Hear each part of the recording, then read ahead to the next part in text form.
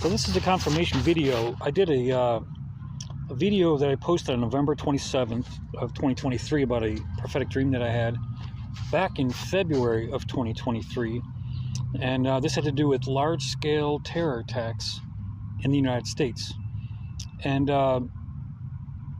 from the way God showed it to me, now some of these attacks could be just random attacks that, whoever has come in the country in the last 3 or 4 years are starting to do on their own. But the way God showed it to me was that there were going to be large terror attacks against African American communities, predominantly, or Hispanic, or any minority, to be able to inflame, to be able to start trouble in the United States, so that there is an attempted civil war between races, and then groups like BLM and Antifa would entice them into doing more terror themselves. And but the goal of it would be to have these large-scale terror attacks very often to start a civil war. And I want to show some videos recently that were posted, and these are just random videos that different organizations have posted.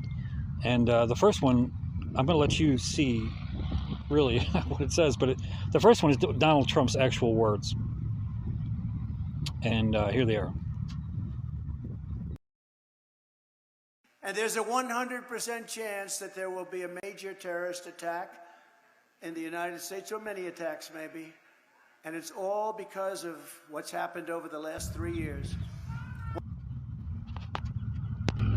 The second video is with Elon Musk, and he's talking about, again, future terror attacks and future fraudulent elections using illegal voter fraud in a huge scale, in a massive scale.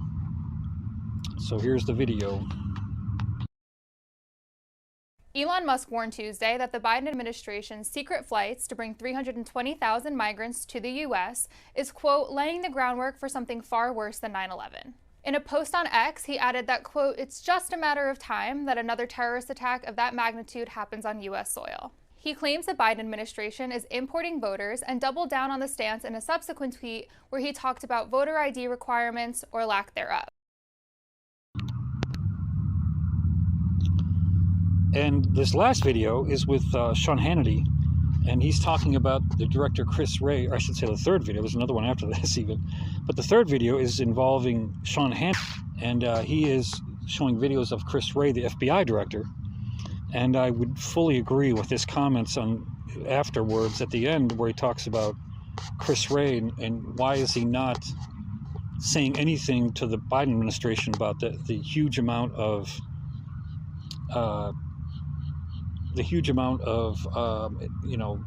very possibly dangerous people entering this country.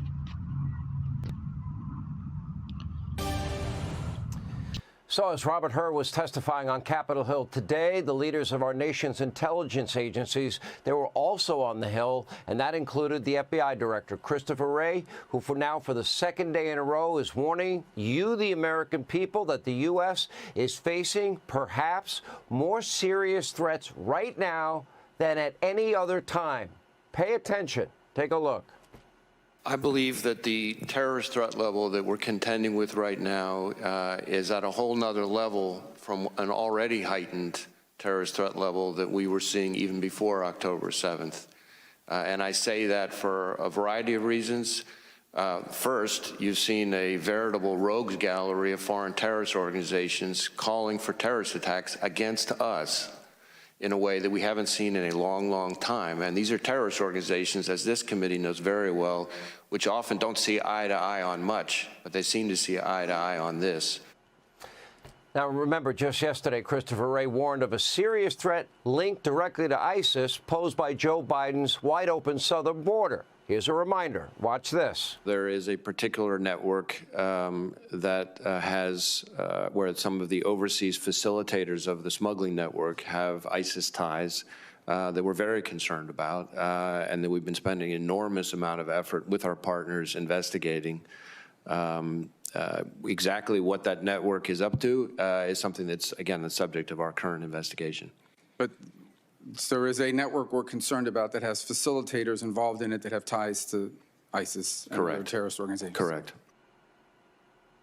Why doesn't Director Wray insist that the laws of our country be enforced? And why doesn't he go after a president that is picking and choosing what laws he chooses to enforce and aiding and abetting in the law breaking? What is it going to take?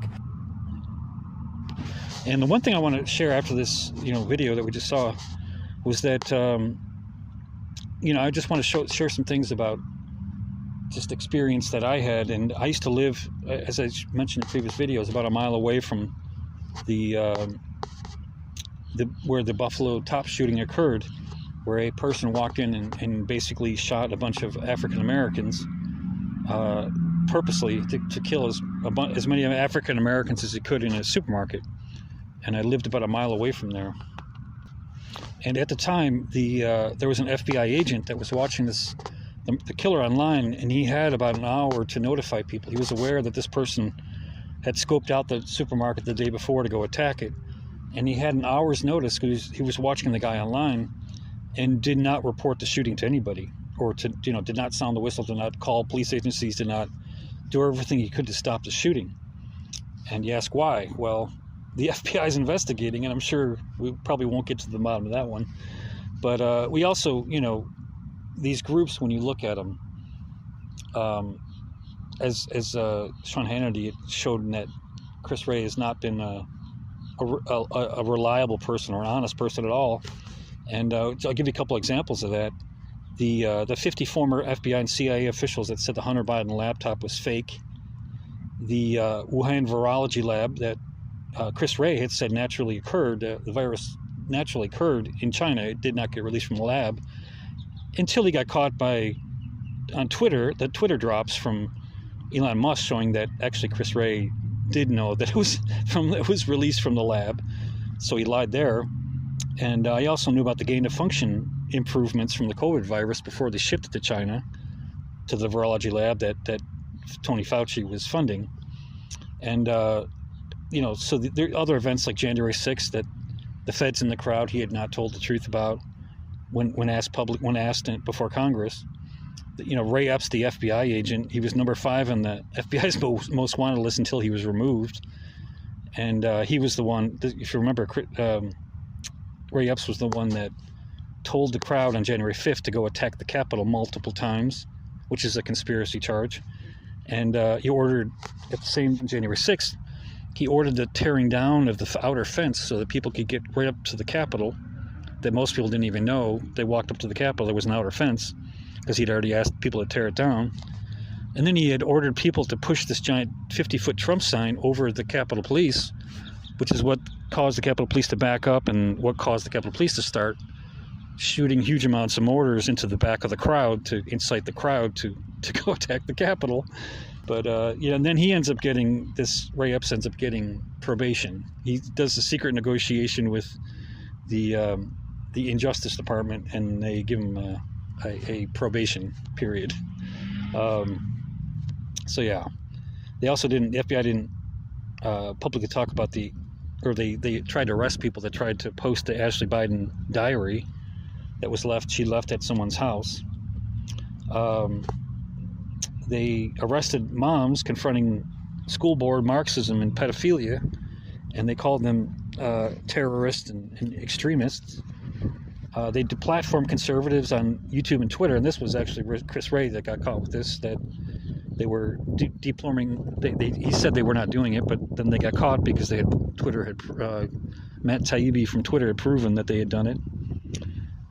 Then there was a Russiagate spying on the Trump administration, and the insurance policy by an FBI agent that said that they would take Trump out before he finished the term.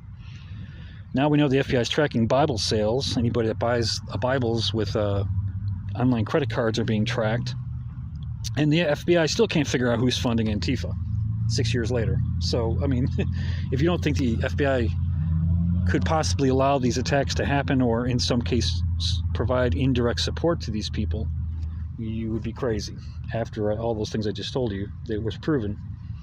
And I want to show you one last video because it talks again. Really another angle when it comes to the Russian terrorists that had just and the possibility of attacks here in the United States. Deadly ISIS-K terror attack.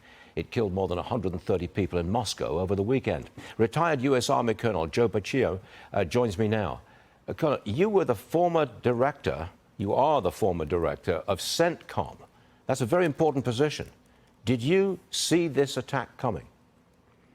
Well, Stu, last year, U.S. Central Command, the command where I served as communications director, we informed the Senate Armed Services Committee that in early 2024, ISIS-K, which is the external-facing arm of ISIS, would have the ability to attack inside Europe, okay? And then we saw this attack inside Europe and Eastern Europe. And that by the end of 2024, ISIS-K would have the ability to attack inside the United States.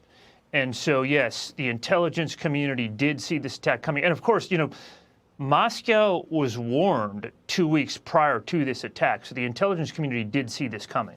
Now, do you think, in your opinion, will ISIS attack inside America? From what you know, is an attack likely here? ISIS has global aspirations, Stu. You know that, ISIS would like a spectacular attack. Right now, I think their eye is on Paris. You just look at their social media yesterday, actually. Yesterday, their social media purported an attack on Paris. We know we've got the Olympic Games this summer. That would be a big target, a global stage, a global audience. But, ISIS-K, they want to attack inside the United States. Here in the United States, our intelligence community, Customs and Border Protection, Department of Homeland Security, National Security Council, they're all taking this very seriously, Stu, as they should, as you know they should. But we don't know who crossed our southern border, do we? What is it, 600,000 gotaways? We don't know who they are. They could, presumably, you think that some are members of ISIS, right? You're really honing in on it, Stu. That is the softest point of entry, okay? That is the weakest point. And so that's really where we believe ISIS-K would target. We believe that's where they would enter. Once they enter, of course, they'd have to galvanize, they'd have to organize, get weapons. But it wouldn't really be that complicated. You wouldn't really require that many members. You wouldn't need that much weaponry for attack inside the homeland. But Stu, our intelligence community is monitoring this, taking it very seriously. So really, after watching this, it's pretty convincing of what some of the things are about to happen. And what I just want to warn people and really encourage people to do is to seek God, to have a personal relationship with Him, to, that this is what's going to be really paramount to you getting through these times. These are very dangerous times, and please don't believe people that tell you it's all going to be fine and everything, but there's going to be some very dangerous things that are upcoming in this country, especially after you watch what happened in 2016, 2020 actually, 2020 with the riots and everything else. So I just hope that we pray that this encourages people to seek God more in their lives. Thank you for watching. So I just want to say a few last things that it's also very interesting at this time that the UN is actually moving a huge number of people out of New York City that work for them at the UN building, and they're moving them to Nairobi, as this you can see as this picture shows, this video. You can look it up on your own, but I just found it very odd, the timing of things. And they say it's for financial to reduce finances, but you really think a UN organization, World Economic Forum organization, is going to be broke? I don't think so. But in any event, the UN is moving a whole bunch of people out of New York. Maybe I know. I want to make a statement as well that there are many good people that are inside the FBI. There are many people that are coming out lately, especially, that are talking about the FBI.